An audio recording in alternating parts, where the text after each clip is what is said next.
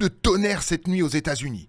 Dans un message publié tard dans la nuit, Marco Rubio, secrétaire d'État américain, a annoncé que les États-Unis se retiraient de 66 organisations, conventions et projets internationaux jugés contraires aux intérêts des Américains, allant de comités sur le climat au forum sur les migrations, en passant par des agences associées à l'ONU.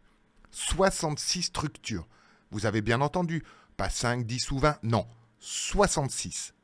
Les plus complotistes y verront sans doute un signe particulier, choisi avec ironie ou malice, en rapport avec une entité parfois évoquée à demi-mot par certains aventuriers de l'Internet. Mais attention, nous abordons là un sujet extrêmement sensible, alors revenons à nos moutons. 66 organisations diverses, une brassée de sigles, des acronymes à n'en plus finir, et une planète bureaucratique qui se réveille avec la gueule de bois. Parce qu'on ne peut pas s'empêcher de poser la question suivante. Si 66 organisations internationales étaient vraiment indispensables, si leur travail était crucial pour régler les grands défis de notre temps, alors pourquoi le monde va encore aussi mal ? Les enjeux sont énormes, le climat, la pauvreté, la migration, les droits humains, des montagnes de rapports brillants, des recommandations non contraignantes, des stratégies qui se perdent dans les cartons. Et pourtant, les guerres continuent, les inégalités persistent, les crises s'accumulent. On avait créé tellement de structures pour sauver le monde qu'on en oublie presque de sauver les résultats. Plus d'organisations, c'est plus de réunions, plus de rapports, plus de dépenses, et toujours pas plus de solutions concrètes.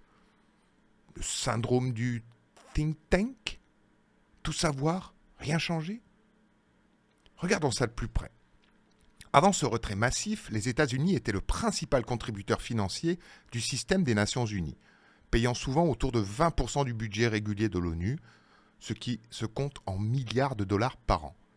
Ajoutez à cela les contributions volontaires à des agences comme l'UNICEF, le Programme alimentaire mondial, l'Organisation mondiale de la santé ou l'UNESCO, des engagements qui se mesuraient parfois en dizaines, voire centaines de millions chaque année, pour certaines d'entre elles.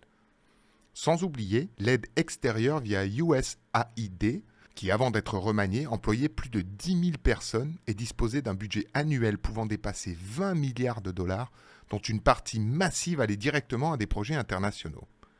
Si on superpose tout cela, contributions régulières, plus contributions volontaires, plus aides diverses, c'est plusieurs dizaines de milliards de dollars sortis chaque année du portefeuille du contribuable américain vers ces organisations, et des employés internationaux directement financés par ces contributions. On parle de dizaines de milliers de postes, parmi lesquels plusieurs milliers liés à des programmes soutenus par les États-Unis qui vont aujourd'hui devoir faire leurs valises et changer de métier. Alors imagine, Trump avait promis de s'occuper d'abord des États-Unis, pas du monde. Et voilà qu'il libère les contribuables américains de milliards vers des agences censées penser pour l'humanité. Imagine le pitch. Merci les fonctionnaires internationaux, on vous a financé pour réfléchir. Maintenant, on préfère financer des résultats concrets ici même aux États-Unis. La question n'est plus combien d'organisations avons-nous créées, mais plutôt combien de ces organisations ont réellement changé les choses. Parce que créer des groupes pour faire des rapports, c'est facile. Changer le monde l'est beaucoup moins.